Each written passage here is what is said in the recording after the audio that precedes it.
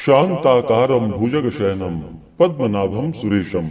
विश्वाधारु माता लक्ष्मी की कृपा से आप सभी को सभी प्रकार के सुख तथा समृद्धि की प्राप्ति हो। आश्विन मास शुक्ल पक्ष की एकादशी को इसे पापांकुशा एकादशी या पापांकुशा एकादशी के नाम से जाना जाता है। इस दिन विशेष प्रकार से भगवान विष्णु, माता लक्ष्मी और भगवान विष्णु के पद्मनाभ स्वरूप की पूजा की जाती है। यह व्रत सभी प्रकार के पापों को नष्ट करने वाली है। इस व्रत के पुण्य प्रभाव से व्यक्ति को पुत्र, पत्नी, धन, वैभव, लक्ष्मी आदि सभी की प्राप्ति होती है तथा यह व्रत जो कि मातृ पक्ष के 10 कुल, पितृ पक्ष के 10 कुल तथा भार्या पक्ष के 10 कुलों का उद्धार करने वाला है, वह भी मोक्ष के भागी हो जाते हैं और इस व्रत के पुण्य प्रभाव से अक्षय पुण्य फलों की प्राप्ति होती है। तो आइए सुनते हैं पापांकुशा एकादशी व्रत की कथा। अगर आप एकादशी व्रत के उपलक्ष्य में ब्राह्मण दक्षिणा, अन्नदान, वस्त्रदान आदि के लिए देना चाहते हो तो आप अपने श्रद्धा और सामर्थ्य के अनुसार हमें डिस्क्रिप्शन में जाकर के वहां से गूगल पे, फोन पे या अकाउंट नंबर के माध्यम से आप अपने श्रद्धा और सामर्थ्य के अनुसार हमें ब्राह्मण दक्षिणा प्रदान कर सकते हैं। तो आइए सुनते हैं पापांकुशा एकादशी व्रत की कथा। तो बोलिए प्रेम से भगवान विष्णु की जय, माता लक्ष्मी की जय, पद्मनाभ भगवान की जय, सर्वदेवी देवता की जय। बहुत समय पहले की बात है। एक बार युधिष्ठिर ने भगवान श्री कृष्ण से कहा कि हे जनार्दन, अब आप कृपा करके आश्विन शुक्ल एकादशी का नाम और महात्म्य मुझे सुनाइए।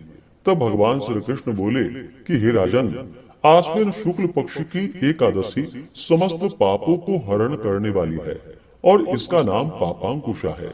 इस एकादशी के दिन सब अभिष्टों को देने वाले भगवान पद्मनाभ की पूजा होती है, जो फल अत्यंत उग्र तपस्या करने पर भी प्राप्त नहीं होता है, वह इस एकादशी के शतांश से भी कम होता है।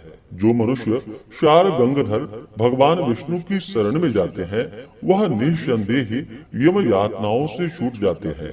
जो संयोगवश एकादशी के दिन भूखे रह जाते हैं, वे भी यम यातना से मुक्त हो जाते हैं। अगर कोई वैष्णव भगवान सदाशिव की निंदा करता है तो वे दोनों ही महान पातकी और नरक के अधिकारी होते हैं।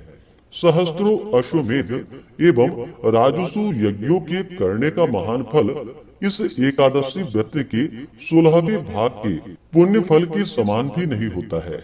इस लोक में एकादशी के समान पुण्यों को देने वाला और कोई व्रत नहीं है। पापियों को उसी समय तक पाप समूह कष्ट देते हैं जब तक कि एकादशी व्रत करने का संकल्प नहीं किया जाए। यह एकादशी व्रत स्वर्ग एवं मोक्ष दोनों को ही देने वाली है। इसके द्वारा आरोग्यता, सुंदर स्त्री एवं धन धान्य की प्राप्ति होती है।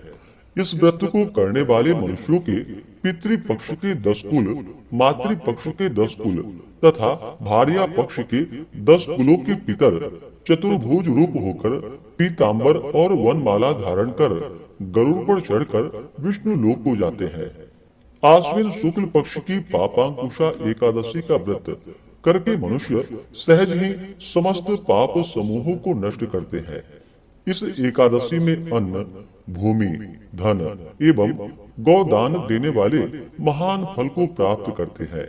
इसके उपलक्ष्य में तालाब, कुआं एवं धर्मशाला बनवाने वाले धर्मात्मा जन यम यातना से मुक्त हो जाते हैं और यहाँ समस्त सुखों को भोगने वाले धनवान होते हैं।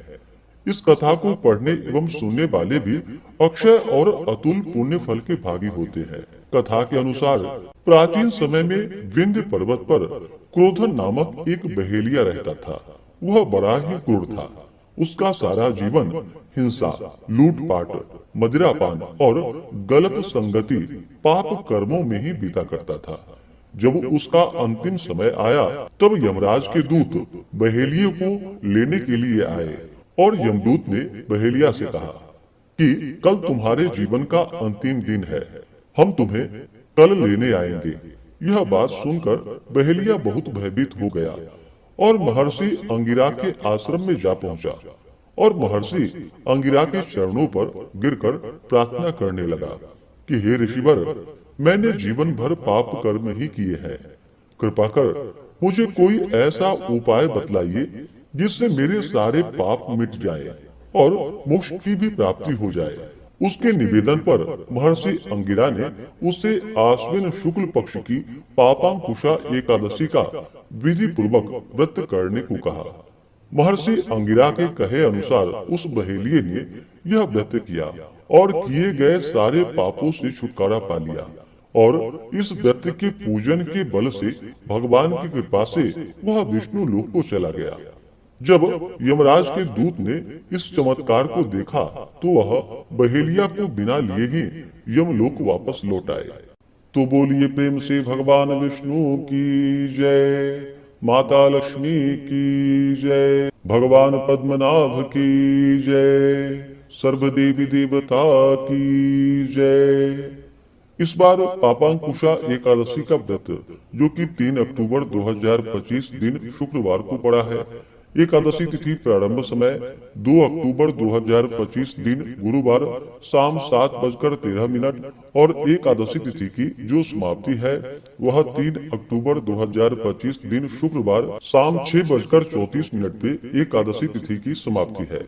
व्रत पारण के लिए कहा गया है। व्रत का पारण हरिवासर समाप्त होने के बाद और द्वादशी तिथि में ही करनी चाहिए।